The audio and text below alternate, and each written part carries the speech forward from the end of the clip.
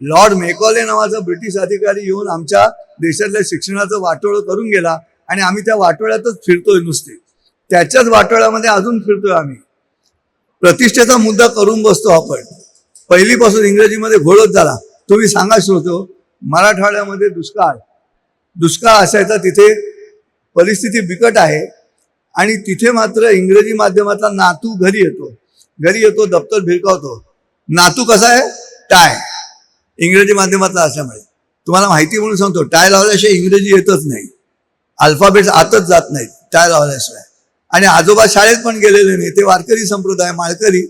आजोबा कपडे कुठे सावरतायत? इकडे, धोतर. आणि एक पिढी गेली, नातूकडे कपडे सावरतोय इकडे, बरोबर उलट्या दिशेला. अशी स्थिती आहे.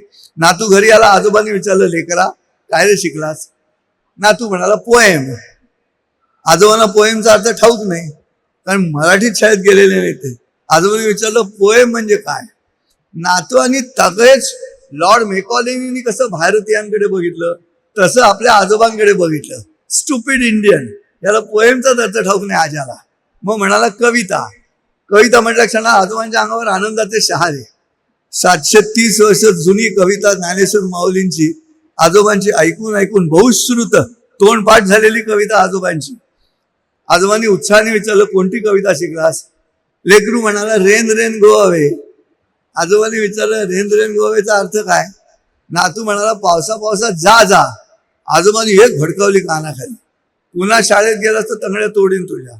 इथे पाऊस पडत नाही म्हणून आम्ही आत्महत्या करतोय आणि तुला शाळेमध्ये रेन रेन गो अवे शिकवतात. श्रोतो, ही विटंबना आहे. माती आणि आत्मा ह्याचं नातच नाही. माती आणि आत्मा ह्याचं शिक्षणातलं नातं हवं. ह्या मातीत काय शिकवायला हवंय ते शिकवलंच गेलं नाही 47 सालापासून, म्हणून अडचण आहे. म्हणून आता जो कोणी प्रयत्न करत असेल की जरा वेगळ्या पद्धतीने ह्या मातीशी निगडीत शिकवायचं, तर त्याला पाठिंबा दिला गेला पाहिजे.